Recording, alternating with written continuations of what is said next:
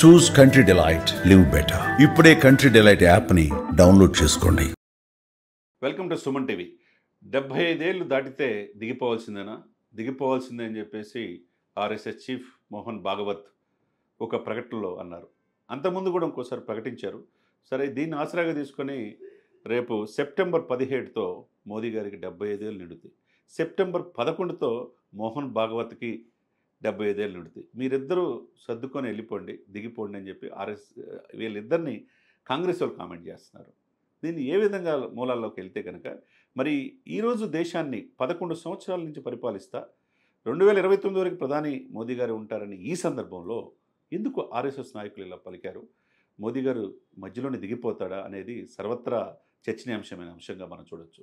దాదాపు 27 దేశాల నుంచి గౌరవమైన సత్కారాలు పొందిన వ్యక్తి, అనేక దేశాలు తిరిగి ద్వైపాక్షిక సంబంధాల ద్వారా భారతదేశాన్ని అగ్రభాగాన్ని తీసుకెళ్తున్న వ్యక్తి, జపాన్ కూడా దాటి ఆర్థిక వ్యవస్థలో 4th ప్లేస్లో తీసుకొచ్చిన వ్యక్తి, ప్రపంచ ఆదరణ పొందుతున్న వ్యక్తి మోదీ గారు.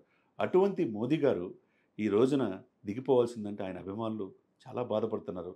తర్వాత కట్ చేస్తే, ఎందుకంటే బీజేపీ ఆర్ఎస్ఎస్ సిద్ధాంతాలు బీజేపీ కలిసి ముందుకెళ్తూ ఉంటాయి.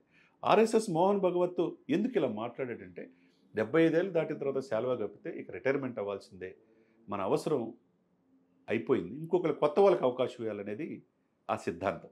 ఆ పాయింట్ ఆఫ్ వ్యూతో ఆయన మాట్లాడాడు. దాన్ని ఆసరాగా తీసుకొని ఎప్పుడు దిగిపోతారు మోదీ గారు అని చెప్పేసి వీళ్ళు అంటున్నారు. గతంలో కూడా అద్వానీ కావచ్చు, మురళీ మనోహర్ జోషి కావచ్చు, జస్వంత్ సింగ్ కావచ్చు, 75 ఏళ్ళు దాటితే దింపేశారుగా మోదీ గారు బలవంతంగా. మరి మీరు కూడా దిగండి అని సంజయ్ రౌత్ లాంటి శివసేన ఎంపీలు కూడా ఆరోపిస్తున్నారు. కాబట్టి అంతకుముందు ఆరోపించినప్పుడు కూడా అమిత్ షా గారు ఒకటే చెప్పాడు, 2029 వరకు కూడా మోదీ గారే ప్రధానమంత్రి అని చెప్పేసి. మరి దీన్ని ఆర్ఎస్ఎస్ పెద్దల్లో కూడా దిలీప్ దేవకర్ అనే వ్యక్తి కూడా ఏం చెప్పాడు, ఇది మోదీ గారికి వర్తించదు అని చెప్పి తేల్చేశారు. అంటే ఎవరు భయపడాల్సిన అవసరం లేదు. ఈ దేశ రాజకీయాల్లో దశాబ్దం పైనే గొప్ప రాజకీయ నాయకుడిగా ఆపరేషన్ సింధూర్ ద్వారా ప్రపంచంలోని భారతదేశానికి తిరుగులేని విధంగా తీసుకొచ్చిన మోదీ గారు ఈ దేశానికి ఆదర్శవంత ప్రధానమంత్రిగా ఆయనే 2029 వరకు ఉంటారు అనేది నగ్న సత్యం.